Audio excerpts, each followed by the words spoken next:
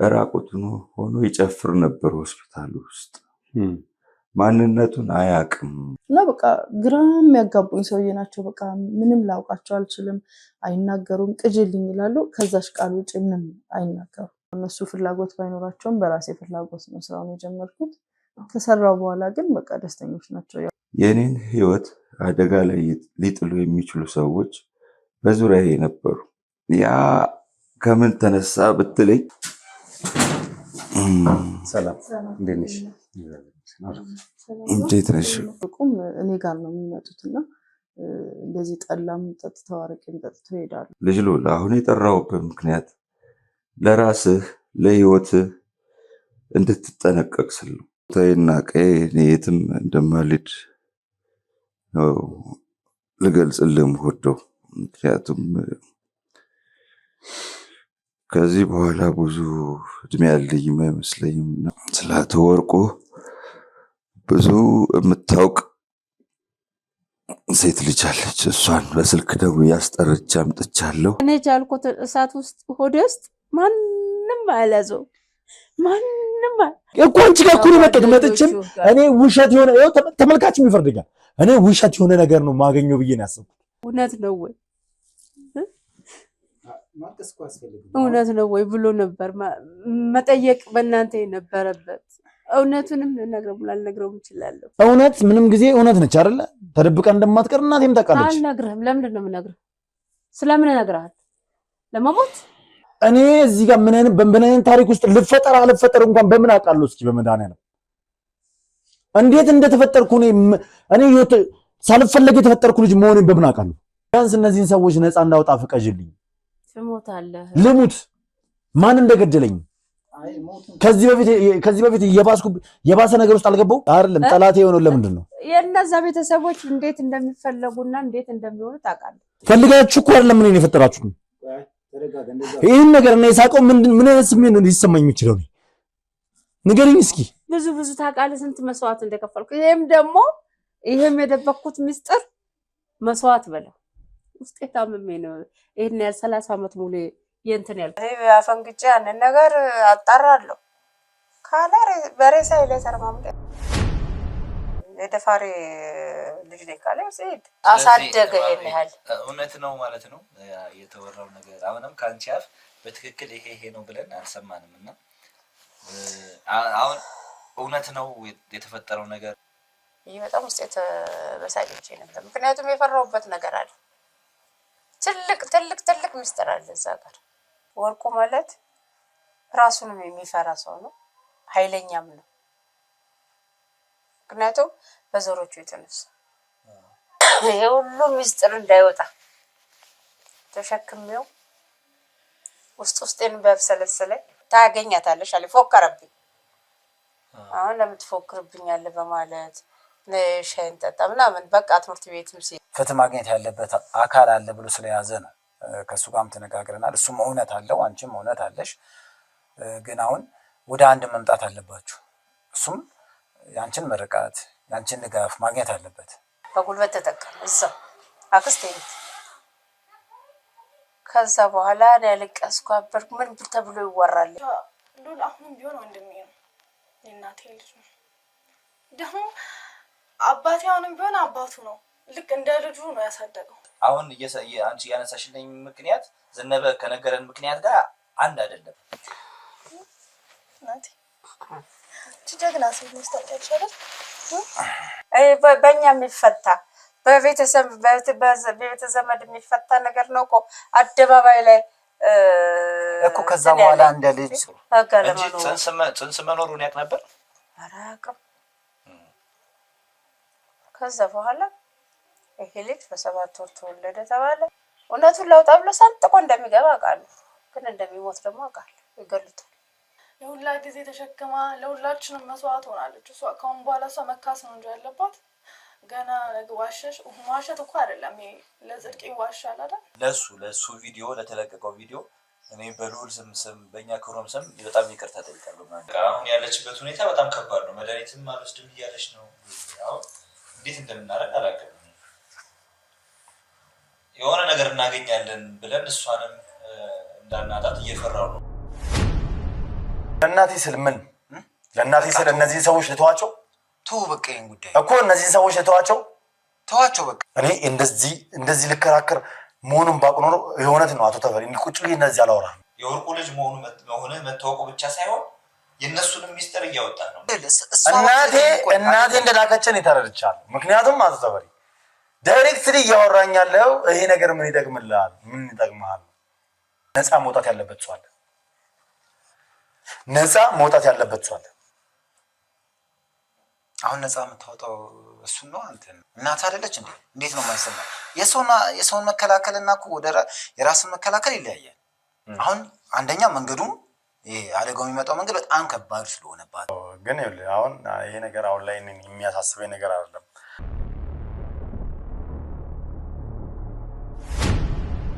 ሰላም የተወደዳችሁና የተከበራችሁ ውድ ቤተሰቦች እንደምናላችሁ እንደምንቆያችሁ እንደምንከረማችሁልኝ በያላችሁበት ሰላም እግዚአብሔር እንግዲህ ከሁላችሁም ጋር ይሁን እያልኩ እነሆ ብቅ ብያለሁ። እንግዲህ ውድ ቤተሰቦች ዛሬ ወደ ክፍለ ሀገር አቅንተናል። ማለትም አቶ ዘነበ ዛሬ በድጋሚ እንግዲህ እንድንገናኝ ጠርቶናል። ምክንያቱም የሚነግረን ነገር እንዳለ ማወቅ ያለብን ነገር እንዳለ እንግዲህ ስላለ እንድንመጣ ጠርቶናል። እኛም ደግሞ አቶ ዘነበ ዛሬ እቅድ ይዘን የመጣ ነው ወደ አዲስ አበባ ይዞ ለመመለስ እንግዲህ እቅድ አድርገን ነው የመጣ ነው። ምክንያቱም ሰሞኑን እየደረሰበት ያለው ነገር ወይ ደግሞ በጠላቶች እሱን ለማጥፋት የተለያዩ ነገሮች እየተደረገ ነው ያለውና ይህንን ነገር ደግሞ ሶልቭ ለማድረግ ይህንን ነገር ለመቅረፍ አቶ ዘነበ እንግዲህ ከኤርሚያስ ጥበቃ ውጪ በእኛ ቁጥጥር ስር ሆኖ በእኛ አካባቢ ሆኖ የሕክምናም ነገር እየተደረገለት እንዲሁም ደግሞ ደህንነቱ እየተጠበቀለት እንዲቆይ ስለምንፈልግ ወደ አዲስ አበባ ይዘን ነው ለመሄድ እንግዲህ ፕሮግራም አድርገን ነው የመጣ ነው። ውድ ቤተሰቦች የትም ቦታ ሳትሄዱ እስከ ፕሮግራም ፍጻሜ ድረስ አብራችሁ ቆይታችሁ እንድትከታተሉኝ እፈልጋለሁ። ቪዲዮን ላይክ እና ሼር እያደረጋችሁ ለብዙ እንድታደርሱልኝ አዲስ ሆናችሁ ካላችሁ ደግሞ ሰብስክራይብ እያደረጋችሁ ቤተሰብ መሆናችሁን እንዳትረሱ እያልኩኝ እስከ ፕሮግራም ፍጻሜ ድረስ አብራችሁ እንድትሆኑ እጋብዛችኋለሁ። መልካም ቀን።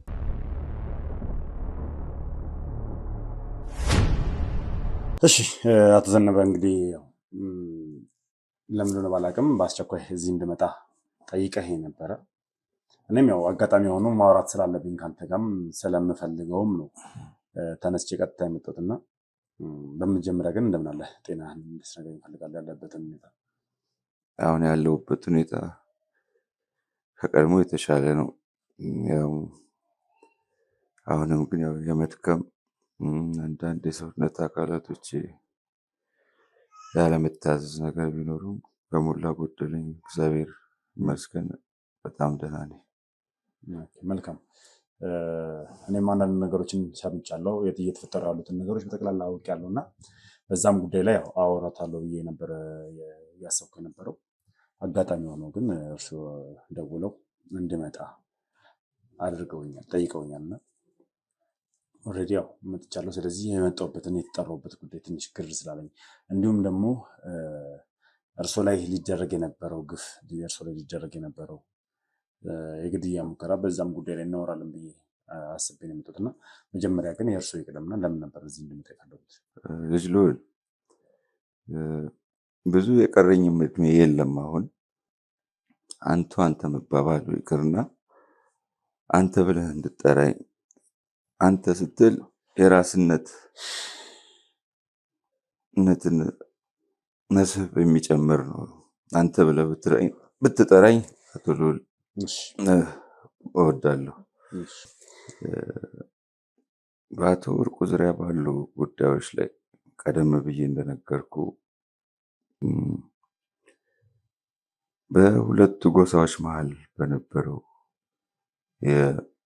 አለመፈላለግ ወይንም ደግሞ የኔ ይቅደም የኔ ይቅደም በሚል ጎራ ከፍለው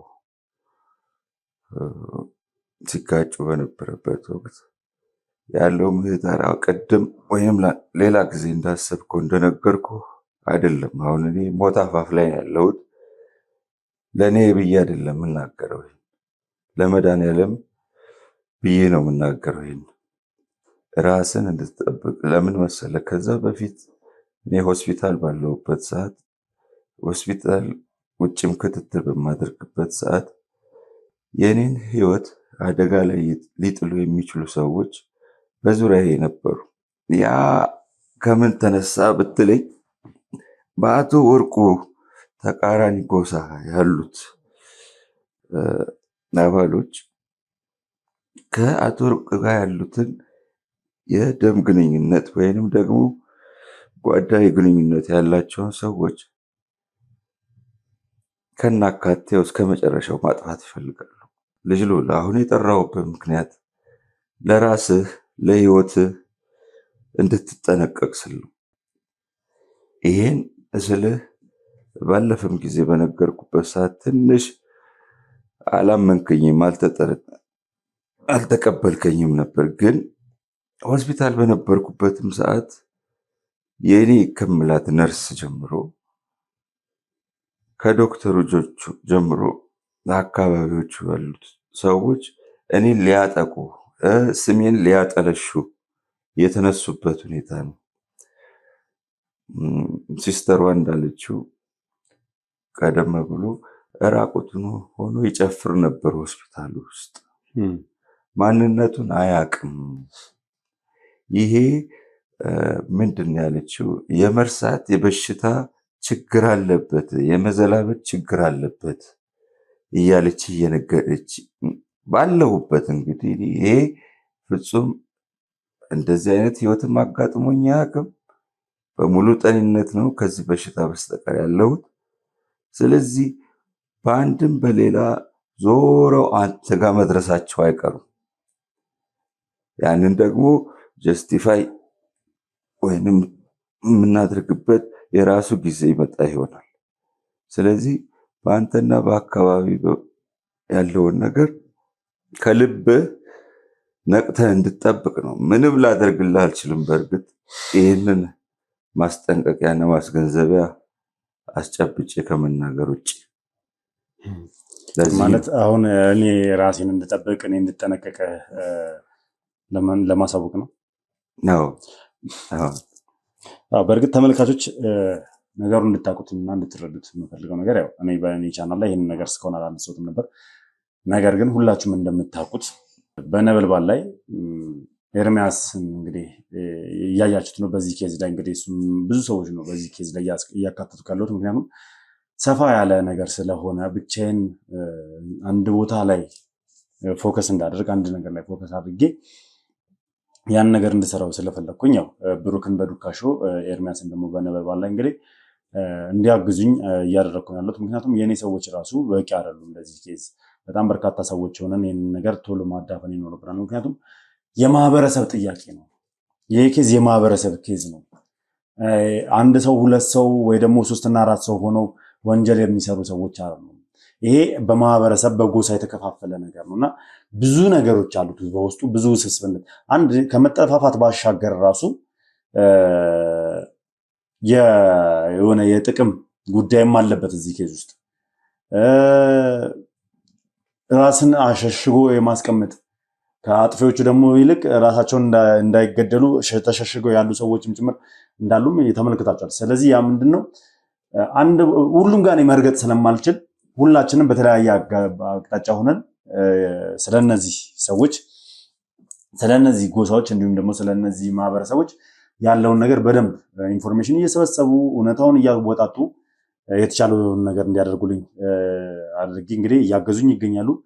እንግዲህ በኤርሚያስም ላይ እንደተመለከታችሁት አቶ ዘነበን ሊገሉት የሚፈልጉት የነበሩት ሰዎች እሱ እንደ እብድ እንደሆነ ምንም የሚያደርገው ነገር እንደማያውቅ የሆነ ሰዓት ላይ ምንም ነገር እንደሚረሳ ምናምን ሲናገሩ የነበሩትን ነርሶች ምናምን በቁጥጥር ስር አውለው እንግዲህ ምርመራ እያከናወነባቸው ይገኛል።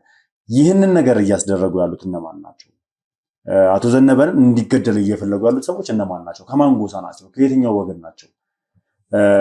ከእናቶ ወርቁ ወገን ናቸው ወይስ ከነዛኛዎቹ ጎሳ ወገን ናቸው?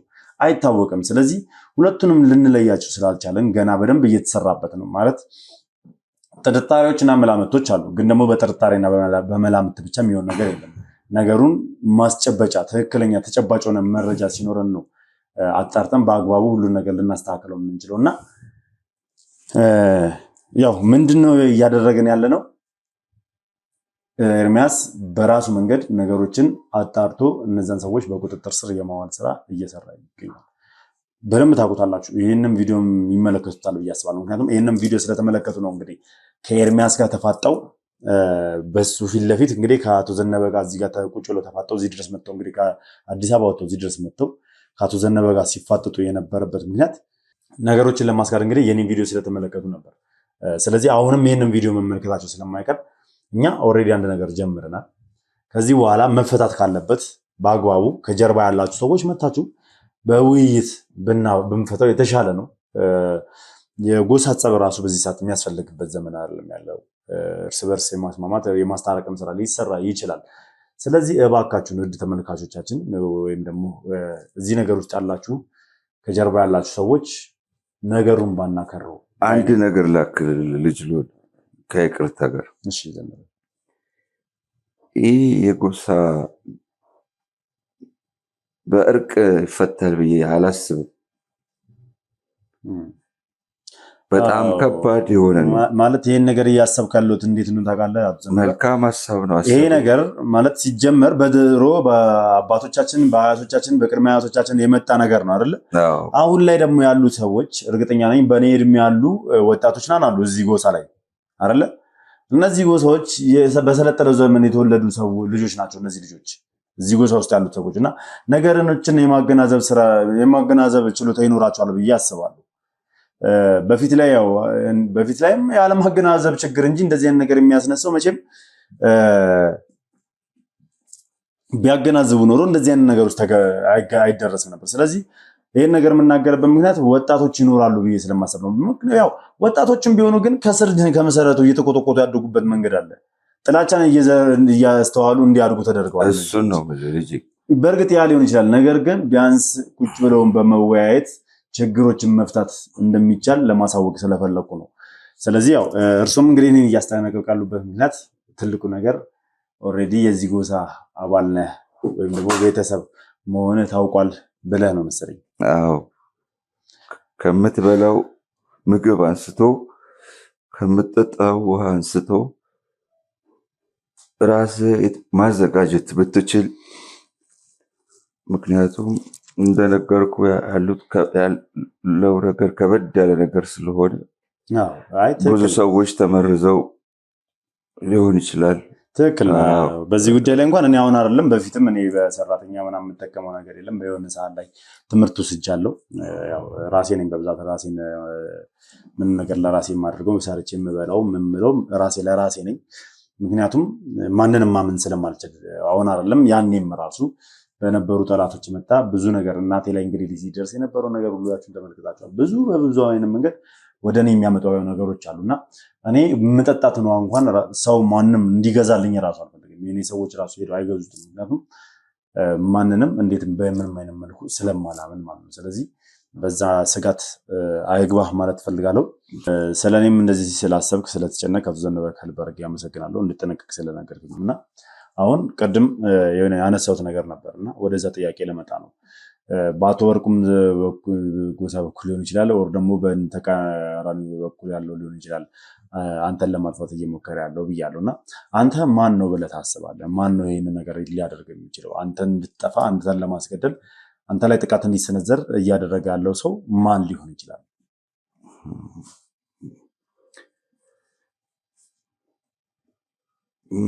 እንደሚመስለኝ ብዙ የዚህ እንትን ነገር ውስጥ ብዙም ስለሌለው ያው ብቻ የአቶ ወርቁም አቻ ስለሆንኩ የአቶ ወርቁ ጎሳ ወይም ደግሞ ማህበረሰብ ያናደርጋል ብዬ አላምንም። በይበልጥ በተቃራኒ ያለው ጎሳ ሊሆን እንደሚችል ነው ጥርጣሬ። ምክንያቱም ከአቶ ወርቁ ጋር የተነካካ ሁሉ ይህን አባዜ በዛኛው ጎሳ ሊደረግ እንደሚችል ሊቃጣ እንደሚችል ነው ማስበው። እንግዲህ ይሄ ህግም ከያዘው ቆንጆ ነው፣ ወደፊት የምናየው ይሆናል። ስለዚህ በአቶ ወርቁ በኩል ሳይሆን በተቃራኒ በኩል ያለው ሰው ነው ይህን ነገር የሚያደርገው ነው ይመስለኛል። ጥርጣሬ እንደዛ ነው። መልካም እንግዲህ እኔ ዛሬ አንድም የመጣሁት ለሁለት ምክንያት ነው። አንድም ስለጠራኝና ነገሮችን እንድናወራ ስለፈለኩ፣ ሁለተኛም ደግሞ ያው ከዚህ ቀደም አዲስ አበባ ልውሰድ ብዬ እምቢ ብለኸኝ ነበረ። አልሄድም፣ በዚህ እድሜ ወደ አዲስ አበባ መሄድ አልፈልግም፣ እኔ ሞታ ሆፍ ላይ ነው ያለሁት፣ የቀረኝን እድሜ እዚች ባለሁበት ነው መጨረስ የምፈልገው ምናምን ብለህ ነበረ። ነገር ግን መሆን የለበትም፣ ምክንያቱም ጥቃቶች ሊሰነዘሩ ይችላሉ። እንግዲህ እንዲጠብቅህ ኤርሚ እዚህ ጋር አድርጌው ነበር ከዚህ በፊት። ኤርሚና ጓደኞቹ እዚህ ሆነው እየጠበቁ ነበር፣ ምክንያቱም የሆነ ነገር ከመጣ በሚል እንግዲህ ያው እንዳሰብነውም ደግሞ ተፈጥሯልም በነርሶቹ በኩል ምናምን ነገሮች ጥሩ አልነበሩም። ዛሬ ግን ግዴታ መሄድ እንዳለብህ ልነግርህ ይዤ መሄድ እንዳለብኝ፣ ምክንያቱም የሆነ ነገር ጥቃት እንኳን ቢፈጠር ከዚህ በኋላም ድጋሜ ለእነ ኤርሚም ቀድመን ቦታው ላይ ለመድረስ እዚሁ ቁጭ ብሎ ለሚጠብቅ ሰውም ራሱ ፈጥነን ለመድረስ የተቻለን ማድረግ አለብን። አጠገባችን ወይ ደግሞ ቅርባችን መሆን አለብህ። ምክንያቱም ኤርሚን በአሁን ሰዓት ላይ ስራ እየሰራ ነው፣ እየተሯሯጠ ነው። የኤርሚ ሰዎች ናቸው አሁን እዚህ ጋር ቆመው እየጠበቁ ያሉት። ኤርሚ ይህንን ኬዝ በራሱ መንገድ እያጣራ እየሰራበት ይገኛል። ስለዚህ አሁን ምንድን ነው የምናደርገው? ከጨረስን በኋላ ካወራን በኋላ ይህ ሌር ነው ወደዚህ መጣሁትና ዋነኛ ምክንያቴ ማለት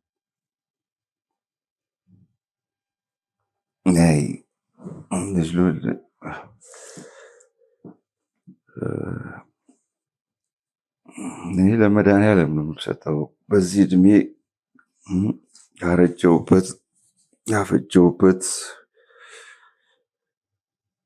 ቦታዬና ቀዬ እኔ የትም እንደማልሄድ ነው ልገልጽልህ የምወደው። ምክንያቱም ከዚህ በኋላ ብዙ እድሜ ያለኝም አይመስለኝም እና አካባቢን የፈለገ ማለት ረጅም ጊዜ ባትኖርም ለምን ለምን 2 ቀን 3 ቀን አይሆንም። ብቻ እኛ እይታ ውስጥ ሆነ በአቅራቢያችን እንድትሆን ነው የምንፈልገው። አይሆንም፣ አልሄድም። እባክህ አቶ ዘነበ ማለት ይህንን ነገር ሳደርግ እንድትቃወመኝ አልፈልግም።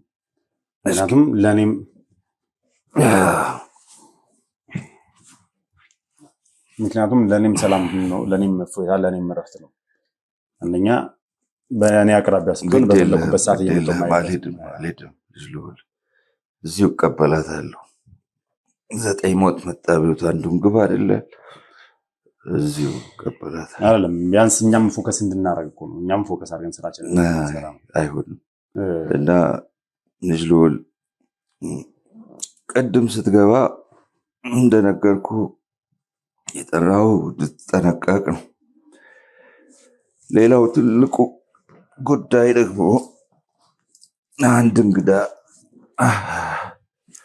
አለኝ የምትተዋወቀው ስለ አቶ ወርቁ ብዙ የምታውቅ ሴት ልጅ አለች። እሷን በስልክ ደግሞ ያስጠርቼ አምጥቻለሁ። ማለት ታገኛታለህ። ከየት ነው የመጣችው? ወርቁ ይኖርበት ከነበረበት ከተማ። ወርቁ ይኖርበት ከነበረበት? አዎ። ወርቁን በደንብ የምታውቀው? በደንብ አድርጋ የምታውቀው፣ ሙሉ መረጃ የምትሰጥሃለች። እንደው አለች፣ ውጭ ቆማለች። አንተን ላናግር ብዬ ነው። እስኪ አንድ ቼክ አድርጉ። ማለት ስንገባ ምንንም አላየንም። ወደ ጓሮ ዞር ብላ ይሆን ነበር። መልካም። እሺ፣ ስለዚህ እስኪ አቶ ወርቁ የምታውቀው ካለች ጥሩ። ምክንያቱም እኔ እዛ ድረስ ሰው ልክ ያለው ክፍለ ሀገር ድረስ ሰው ልክ ያለው አቶ ወርቁ አለ የተባለበት ቦታ ሰው ልኬ ብዙ ማጣራትን እያደረግን ነበር። ነገር ግን ዲፕ ስለሱ የሚያውቅ ሰው የለም። ስለ ማንነቱ ራሱ በአግባቡ የሚያውቅ ሰው የለም። እና በእርግጥ እዛ አካባቢ እንደነበረ በፊት ተነግሮናል አቶ ወርቁ እንደሚባል። ግን ደግሞ በውል ትክክለኛ እኛ የምንፈልገው ወርቁን አሁን የምናውቀው ነገር የለም። ከዛ ባሻገር ደግሞ አካባቢውን ለቆ እንደሄድና እንደቆየም ጭምር ነው የሰማነው። ስለዚህ እስኪ እኛ የምንፈልገውን ወርቁ ከሆነ ኦልሬዲ ከአንተ ጋር ትተዋውቃላችሁ ማለት እሷን በደንብ ወርቁን ታውቋለች ማለት ነው። እስኪ ለማንኛውም ፈልጓትና ወደ ጓሮም ዞራ ከሆነ ቼክ አድርጉና እንድትመጣ አድርጉብኝ። ወይንሸት እስኪ ብላችሁ ጥሯት። ወደ ጓሮ ዞር ብላ ይሆናል። ወይንሸት ነው ስሟ? ወይንሸት። እሺ ጥሯት።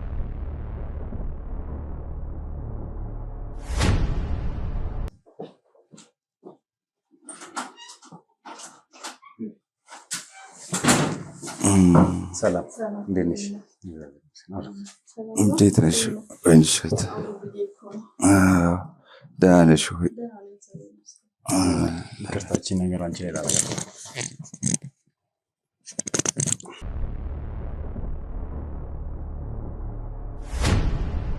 ወይንሸት ትባላለች፣ ልዑል ይባላል። ስለ አቶ ወርቁ ደውዬልሽ አንድ ስልክ ጥሪ እዚህ ስለመጣሽ እግዚአብሔር ይስጥሽ። ምንም ሳትደብቂ ከአስከፈ ያለውን ነገር እስኪ ለልጅ ልዑል አስረችልኝ። በመጀመሪያ እንደነገረሽ አቶ ዘነበ ልዑል እባላለሁ።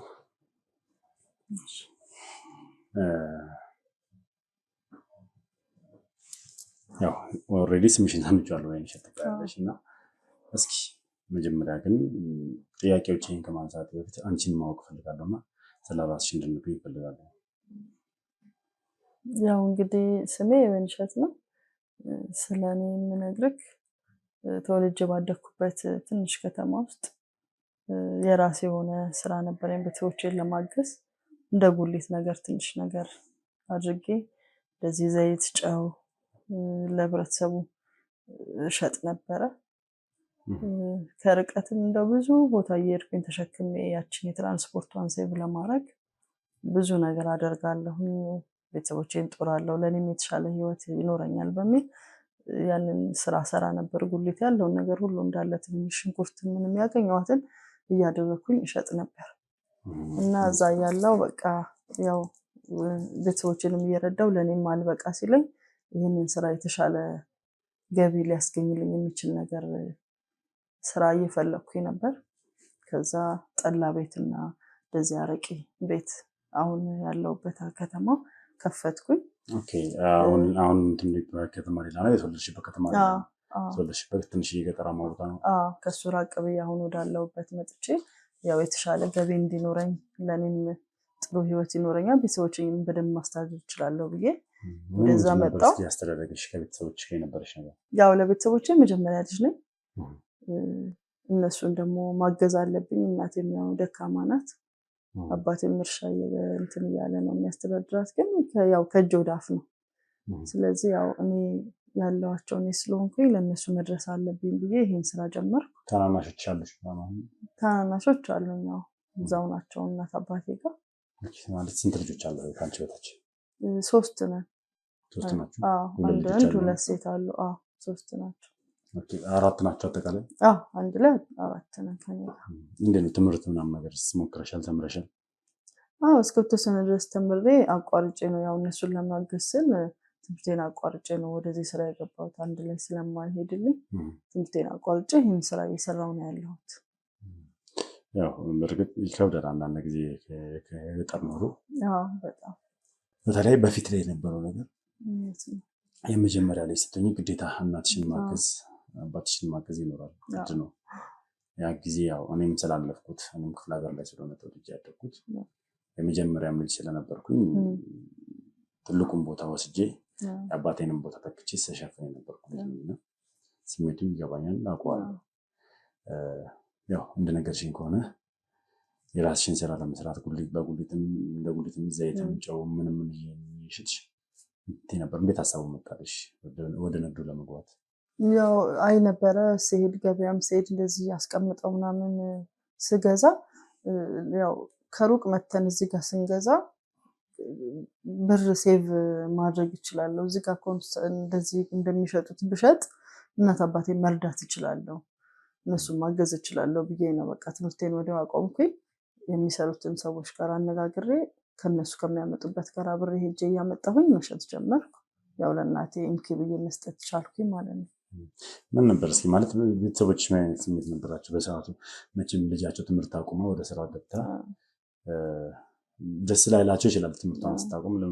ከዛ ባሻገር ደግሞ የመጀመሪያ ጊዜ ውጤታማ ሆና ስታሳያቸው ደግሞ የሆነ ስሜት ይሰማቸዋል። እና እስኪ ሁለቱ ስሜት ምን ይመስል ነበር የነበራቸው? ያው መጀመሪያ እንደ ትምህርቴን እንዳቆም አልፈለጉም፣ በትምህርቴ እንዲቀጥል ነበረ። ነገር ግን ያው ከእጅ ወደ አፍ የሆነ ህይወት እያየሁኝ አልቻልኩም እኔና ያው እነሱ ፍላጎት ባይኖራቸውም በራሴ ፍላጎት ነው ስራውን የጀመርኩት። ከሰራው በኋላ ግን በቃ ደስተኞች ናቸው። ያው እነሱን ማገዝ ስለቻልኩ ስላሳረፍኳቸው ቤት ውስጥ የሚያስፈልገውን ነገር ሁሉ አሟላላቸዋለሁ። አሁን ደስተኛ ናቸው። ያው በትምህርት የቢያዝነውም ግን ለነሱ መድረስ ችያለሁና ደስተኛ ናቸው። ኦኬ አንቺ ትምህርትሽን አቆምሽ፣ ታናናሾችስ እንዴት ነው ቀጠሉበት ትምህርታቸውን ወይስ? እነሱ እየተማሩ ነው። እኔ ያው እየለፋሁኝ ለነሱም ስለማደርግ እነሱን እየተማሩ ነው። እንደምመለከትሽ ሆነ ገና እድሜሽ ኃላፊነትም ስላለብኝ እነሱ እየተማሩ ነው፣ እንዲማሩም እያደረኩ ነው። ወጣት ነሽ፣ ጠንካራ ትመስያለሽ። ከዛ እንዴት ወደ ጠላ ቤቱ ወደ መንገድ ለመግባት ቻልሽ? እንዴት ሀሳብሽን ወደዛ አተኮርሽ? ምክንያቱም መጀመሪያ እንግዲህ ገበያው ላይ ያው እንዳልሽው የቤቶች አስቤዛ የሚሆኑትን ነገሮች ነበር ስትሸጪ የነበረው። ወደ ጠላ ቤት የመግባት ሀሳብሽ እንዴት ሀሳቡ መጣልሽ? ያው ሰዎች እንደዚህ ስጠይቅ ሳማከር እንዳየኝ ከሰው ጋር በጣም እግባባለሁኝ። ለዛም እንደዚህ ሰዎች እጠይቃለሁና እንደዚህ ብድርና ተቋም ምናምን አሉ ምናምን አሉ። እነሱ ጋር ሄድኩኝ አማከርኳቸው። በቃ መስራት መለወጥ እንደምችል አዩኝ። መተው ስራ ቦታዬን አዩ። ማሳደግ ፈልጋለሁ ስል ሳማክር ያው ጠላና አረቄ ብትጀምሪ ከሰው ጋርም ስለምትግባቢ ጥሩ ገንዘብም ያስገኝልሻል ብለው መከሩኝ። ብድር ከነሱ ወሰድኩኝ። ወዲያው ይሄንን ስራ ከፈትኩ ማለት ነው። ከዛ ውጤታማ ሆነልሽ? እንደፈለግሽ እንደጠበቅሽ ሆነልሽ? አዎ እግዚአብሔር ይመስገን አሁን ጥሩ ላይ ነኝ፣ እየሰራሁ ነው። አይ መልካም። እንግዲህ ያው ዛሬ ከኔና አንቺ ጋር የተገናኘንበት ትልቅ ምክንያት አለ። ከዛ ከሀገርሽ ጀምሮ እዚህ እንድመጪ ያደረጉሽ እንግዲህ አቶ ዘነበ ነው። ስለዚህ እዚህ እንድመጪ ያደረገበት ምክንያት አለ። ስለ አቶ ወርቁ ጉዳይ እናውራ ብሎሽ ነው ፈጥነሽ የመጣሽው አይደለ? በመጀመሪያ ግን አቶ ዘነበ እንዴት ነው የምታውቂው? ያው እኔ አቶ ዘነበን የማውቃቸው እኔ ጋር አልፎ አልፎ እየመጡ ጠላም አረቄም ጠጥተው ተጫውተው ብለው ነው የሚሄዱት እና ያው የስራቸው ሁኔታ እንጨት ስራ ነው የሚሰሩት። አልፎ አልፎ ስራ ሲበዛባቸው ምናምን እንደውም ጠፋ እያሉ 3 ወር 2 ወርም ቆይታ ይመጣሉ። እንግባባለን። እኔ ጋር ተጠቅመው ምናምን ነው የሚወጡት። ደንበኛዬ ናቸው። ኦኬ በዛ ነው ተዋወቃችሁ? አዎ በዛ ነው ተዋወቃችሁ። አዎ በደንብ ተዋወቃለን። ስልካቸው እንደውም ጠፉ ምናምን ብዬ ራሱ ደውላቸዋለሁ። ቢዚ ሆኜ ነው ስራ ላይ ነኝ እንደዚህ ይሉኛል። ስልክም ተለዋውጠን እንጠያየቃለን። እንደዚህ ሆኖ በማየት የእውነት በጣም ነው የማዝነው። ለሳቸው ይሄ አይገባቸውም። የስራ ሰው ነበሩ። በጣም ነው የማዝነው።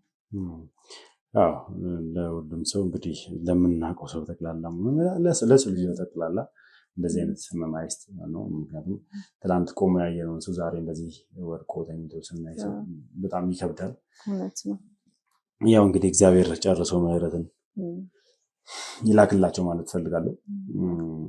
ሌላው ተጨማሪ ጥያቄ አቶ ወርቁን እንደምታውቂው ነግሮኛል እና አቶ ዘነበ በጣም በሚገርም ሁኔታ 2 ጓደኛሞችን ታውቂያለሽ እና አስደናቂ ገጠመኝ ሆኖብኛል የገጠመኝና እንዴት ነበር እስኪ ማለት ወርቁን የምታውቂው አንቺ? ያው እንደሳቸው አቶ ወርቁም እኔ ጋር ነው የሚመጡትና እንደዚህ ጠላም ጠጥተው አረቄም ጠጥተው ይሄዳሉ። በዛው እኔ ጋር ሲመጡ ነው እኔ የማውቃቸው እና መተው ቁጭ ብለው አንዳንዴ እንደውም በሀሳብ ጭልጥ ነው የሚሉት እና እንደዚህ ሳያቸው በጣም እፈራቸው ነበር። ያው ከሰው ጋርም አይግባቡም። ልጆች እንደዚህ አሁን ሲረብሹ እኔ ጋር ያሉ ከስተመሮች አንዳንዴ ወጣቶች ይገባሉ፣ አዋቂም ይገባል። ያው እንግዲህ ሁሉም ሰው ነው የሚጠቀመው እና ሲጣሉ ምናምን እንደው ወደ እሳቸው ማንም የሚጠጋ የለም። በጣም ነው የሚፈሯቸው። በቃ ከማንም ጋር አያወሩም። መጠጣቸውን ጠጥተው ወደ ቤት ነው የሚሄዱት። ሲጣሉ ማለት አቶ ዘነበ ልጆች ሲጣሉ እሳቸው አይደለም እዚህ ከስተመርስ ያው ሊጠጡ የገቡ ሲጣሉ እርስ በርስ ወደ እሳቸው ጋር ማንም በቃ የሚያናግራቸው የሚደፍራቸው ሰው የለም። በጣም ነው የሚፈሯቸው። ለምንድን ነው የሚፈሩት? እንጃ እኔ ወጥተው ራሱ በቃ ሰው ከሄደ በኋላ ራሱ ስጠይቅ ይህ ሰው እንዴት ነው ምናምን ስል አናውቀውም ምናምን ነው የሚሉኝ። ግልጽ አድርጎ ስለሱ ስለ ህይወቱ ወይም የሚያውቅ ሰው የለም። አይናገርም። በቃ ይመጣሉ፣ ጠጥተው ነው የሚሄዱት። ማንም የሚናገር የለም ስለሳቸው። ማለት አንቺ መቼም እዛ ያንን ከተማ በደንብ ታውቂዋለሽ አይደል? ማን ነዋሪ እንደሆነ ማን መጤ እንደሆነ። ስለዚህ አቶ ወርቁ እዛ ከተማ ላይ ከየት መጥተው ነው የበቀሉት? እንዴት ነው እስኪ ያመጣጣቸው እዛ ከተማ ላይ? በነገራችን ላይ ከተማ አይደለም፣ ያው የነበርንበት ትንሽ የገጠር ናት። እንደዚህ ከተማ የምትለው አይደለም። እኔ እዛ በከፈትኩት ጠላ ቤት ነው አቶ ወርቁን የማውቃቸው። ይሄ ሌላ ማለት አሁን ከመጣሽበት ከተማ አይደለም ማለት ነው? አይ አይደለም። ሁለት ቦታ ነበር ማለት ነው? እኔ መጀመሪያ በዚህ በትንሽ ገና እንደተነሳው ስከፍት ይሄንን ጠላ ቤት ነው እሳቸውን የማውቀው። ቁጥር 2 ከፍቻለሁ ጠላ ቤት በእሳቸው አማካኝነት። በጣም መልካም ሰው ናቸው። በእሳቸው አማካኝነት ያው ነገሩን እያስረዳውክ ነውና ከመጀመሪያው ልንገርክ እንደዛ በቃ ሰው ሲፈራቸው ምናምን የራሱ በጣም እፈራቸው ነበርና ቀድቼ ምናምን ራሱ ውስጥ ገብቼ በመጋረጃ ተደብቄ የማይበት ጊዜ አለ። በጣም ነው የምፈራቸው። ለምን ያክል እንደዚህ ምን አለ መሰለክ አንድ ቦታ የሆነ ትክዝ ካሉ አሁን ለምሳሌ እዚህ ጋር ቁጭ ብለው ወደዛ የሚያዩ ከሆነ አንድ ልጅን እዛው ያ ልጅ ላይ ነው እንደዚህ ፍዝዝ ብሎ እዛው የሚቀሩትና በቃ አንዳንዴ በጣም ነው የምፈራው። እንደዚህ ተደብቄ በመጋረጃው ጀርባ ሆኜ ሁሉ አያቸዋለሁና አይናገሩም። ሂሳብ ሲከፍሉ ደግሞ 2 ወይ 3 ሊሆን ይችላል የሚጠጡት ጠላ የሚከፍሉኝ እጥፍ ነው። መልስ ልስጦስል ጥለው ነው የሚሄዱት። ሁሌ እንደዛ ነው በቃ በተደጋጋሚ የሚከፍሉትን ሳይሆን ከከፈሉት እጥፍ ነው የሚከፍሉኝና የሚሄዱት። እና በቃ ግራ የሚያጋቡኝ ሰውዬ ናቸው። በቃ ምንም ላውቃቸው አልችልም። አይናገሩም። ቅጅልኝ ይላሉ። ከዛሽ ቃል ውጭ ምንም አይናገሩም። እና እንደዛ ብዙ ጊዜ ቆየን። ከዛ የሆነ ሰዓት ላይ ግን እንደምንም በቃ እኔ እንዲያወሩ የገፋፋቸው በግድ ማናገር ጀመሩና ለምንድን ነው ይሄን ስራሽን የማታሳድጊው? አንቺ እኮ ልጅ ነሽ፣ ወጣት ነሽ፣ ስራሽን ማሳደግ አለብሽ ምናምን እያሉ ሲነግሩኝ በቃ የተማሩ ትልቅ ሰው እንደሆኑ ተረዳው ከንግግራቸው። ከዛ በቃ በእሳቸው አማካኝነት ያልኩ የከፈትኩት ቁጥር 2 እሳቸው ረድተውኝ ነው።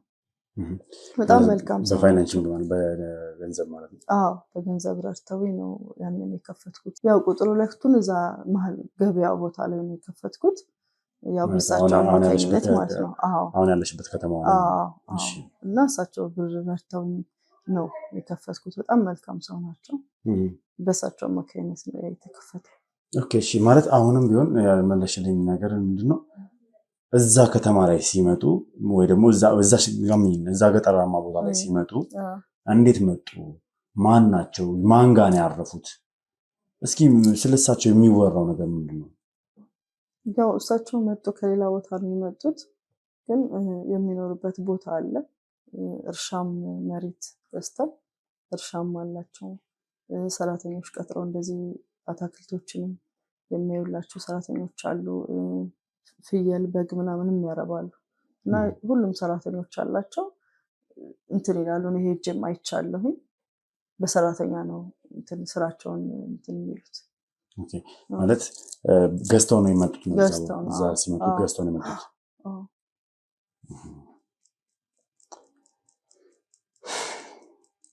እና በጣም መልካም ሰው ናቸው። በቃ በጣም መልካም ሰው ነው። አይናገሩም፣ ግን እንደዚህ በጣም ሰው እንትን ስለራሳቸው ስጠይቃቸው በጣም ነው እንትን ስሜታዊ የሚሆኑት። ስለራሳቸው ህይወት መጠየቅ አይፈልጉም። በቃ አንተን ይመክሩሃል፣ እንደዚህ አድርግ ይሉሃል። እርሱ ግን እንደዚህ ምናምን ብለህ ጠይቅ ይናደዳሉ። አይፈልጉም። ስለራሳቸው መጠየቅም መናገርም አይወዱም። በቃ የራሳቸው ህይወት መናገር አይፈልጉም። ቁጥብ ናቸው በቃ። እና ግን ለሰው ግን መልካም ነው። በጣም ቅን ሰው ናቸው። እኔ እንደውም ከስተመሮች ነበሩኝ በፊት እና እንደዚህ የሚሰክሩ የሚበጠብጡ እና እነሱ ራሱ መክረው ገስጸው ምናምን የራሳቸው ስራ ቦታ ወስደው ቀጥሯቸው ደሞዝተኛ አድርጓቸው የተለወጡ ልጆች አያለሁ በእሳቸው ምክንያት ማለት ነው። እና በጣም መልካም ሰው ናቸው። መልካም እሺ። ማለት አቶ ዘነበና አቶ ወርቁ ጓደኛሞች መሆናቸው ነው አውቀሻል? አዎ እኔ እንደውም አንዴ ሲሄድ እዛ ቁጥር 2 የከፈትኩበት ጠላ ቤት ቁጭ ብሎ ሲያወሩ ሳይ በጣም የደነገጥኩት። ማለት በጣም እያወሩ ነበር። እሳቸው እንደዚህ አያወሩም እና እንዴት እንደዚህ የሚያወራቸው ሰው እንዴት አገኙ ብዬ በጣም ነበር የተደነኩት። እንደሚተዋወቁ አውቃለሁ፣ ጓደኛሞችም ናቸው። ይህን ነገር ከዛ በኋላ ነው ያወቅሽ? አዎ ከዛ በኋላ ነው ያወቅኩት። እንግዲህ ያኔ እሳቸው ሲያገኛቸው አይ ቲንክ ከ2 ዓመት በፊት ይመስለኛል አይደል የተገናኙት? አዎ ለአንድም ለመጨረሻም ጊዜ ነው የተገናኙት ሁለቱ ሲገናኙ። ከዛ በኋላ እንግዲህ አቶ ዘነበ ታሟል እንደምትመለከቱና አቶ ወርቁ በምን አይነት ሁኔታ ውስጥ ያለው ከዛ በኋላ የት ነው ሊገኝ የሚችለው? ምክንያቱም እኛ እሳቸውን ፍለጋ እንግዲህ ሰው ልከንም ራሱ የተባለበት ቦታ ላይ ልናገኛቸው አልቻልንም። እና ወዴት ገብተው ነው? ምንድን ነው የተፈጠረው? ያው እኔ እንደ ማንኛውም ጊዜ እንደሚመጡት መጡ።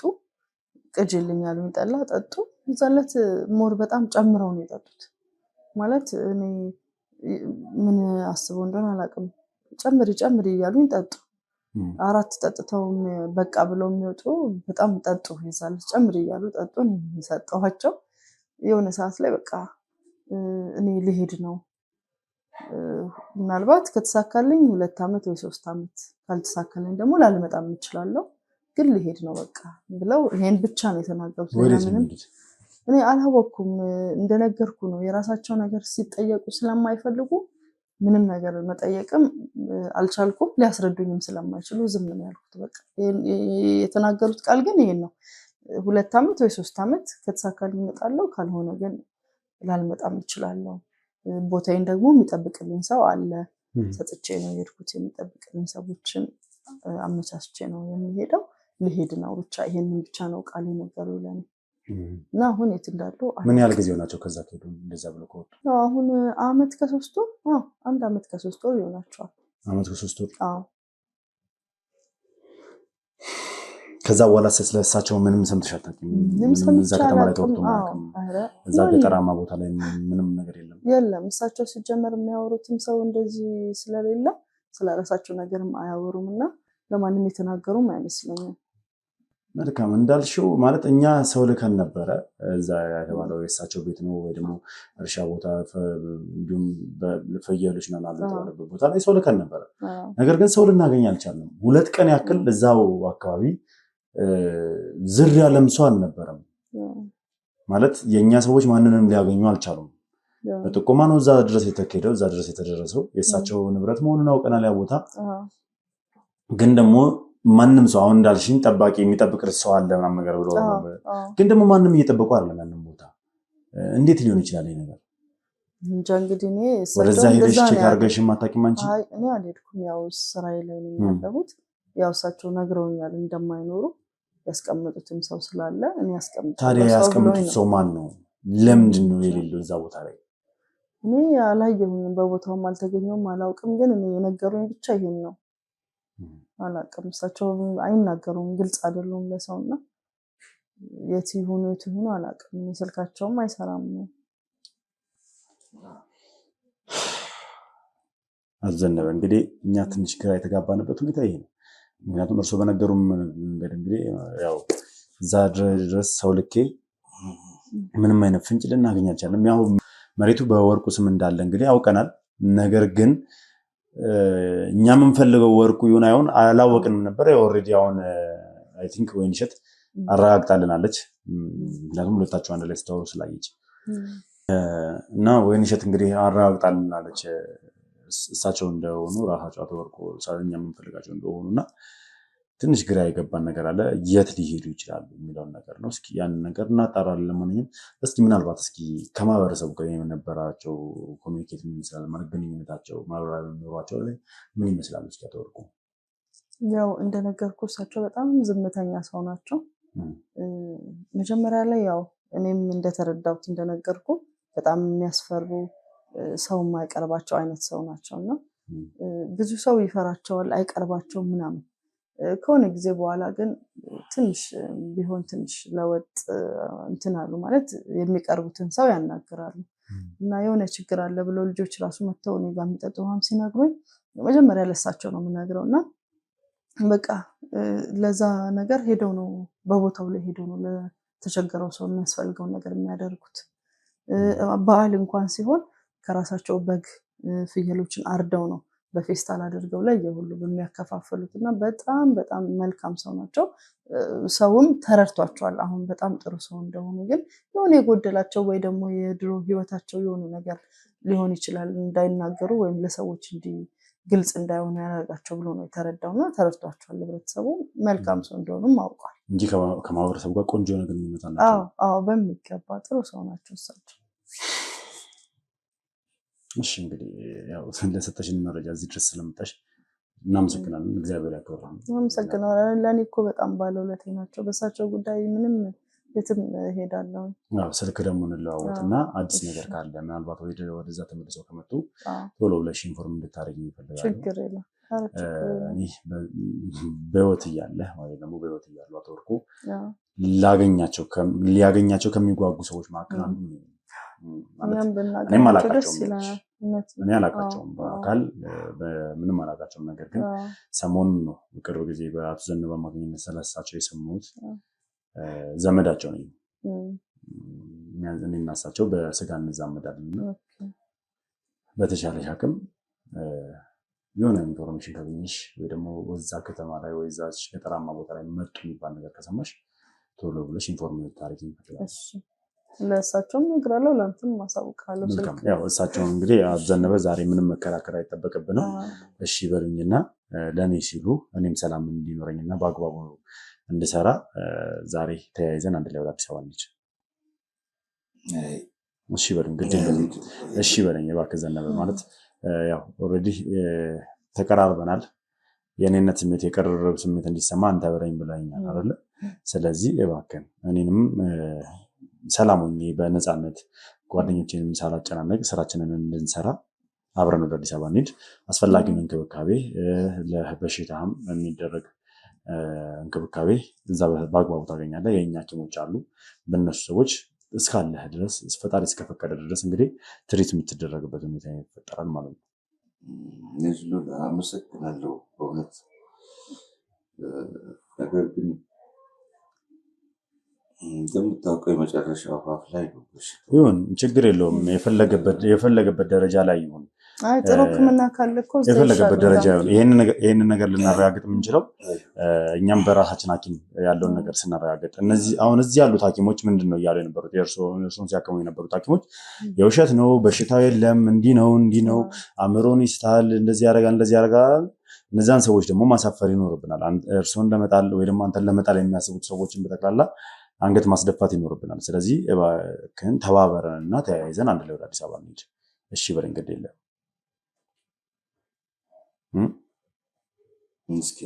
ደስ ካለ አንተ እኔም ደስ ይለኛል። እዛ ጋር ቢያንስ የሆነ ሙከራ ባደርግ የተሻለ ነው። ስለ በሽታ አቅም እያንዳንዱ ደረጃ ናይቼ ደስ ካለ መልካም። እሺ ስለዚህ አሁን ከልጆች ጋር ትነሳና ልብስ መቀያየር ካለበት ልብስ መቀያየርናም ተያይዘን አንድ ላይ ወደ አዲስ አበባ እንሄዳለን። በመጨረሻ ወይዘሪት ወይንሸትን ከልብ አመሰግናለሁ። ችግር የለም። እንግዲህ እኛም እንመጣለን። ወደ ያለሽበት ከተማ መምጣታችን አይቀርም። ድጋሚ ኢንፎርሜሽን ከዛ ለመውሰድ እንመጣለን እና እግዚአብሔር ከአንቺ ጋር ይሁን። በርቺ። በጣም ጠንካራ ነሽ። ለታናናሾች አሁንም ከጎናቸው ሆነሽ እያስተማርሽ እንዳለሽ ነግረሽናል። እኛም ማገዝ ባለብን መልኩ ልናገዝሽ እንችላለን። ላደረግሽልን ትብብር ከልብ አድርጌ አመሰግናለሁ። እግዚአብሔር ያክብርልኝ። እኔም አመሰግናለሁ። በጣም ነው የማመሰግነው። መልካም እንግዲህ ውድ ቤተሰቦች ያው እዚህ ድረስ የመጣንበት ምክንያት በዋነኝነት ደረጃ አቶ ዘነበ እኔን ስለጠራኝ እዚህ ለምን እንደፈለገኝ ለማረጋገጥ ነው። ከዛ ባሻገር ደግሞ ዋነኛ ዓላማ የዛሬ ዘነበን ወደ አዲስ አበባ ይዞ የሚሄድ ዓላማ ነበረኝ። እንግዲህ በእግዚአብሔር ፍቃድ እንግዲህ ተስማምተናል። ስለዚህ ወደ አዲስ አበባ አብረን የምንሄድ ይሆናል ማለት ነው። እስካሁን ድረስ አብራችሁ ስለነበራችሁ ከልብ አድርጌ አመሰግናለሁ። በያላችሁበት ሰላም እግዚአብሔር ከሁላችሁ ጋር ይሁን። ስለ ወርቁ የሰማነው ነገር በጠቅላላ ጥሩ መረጃ ነው።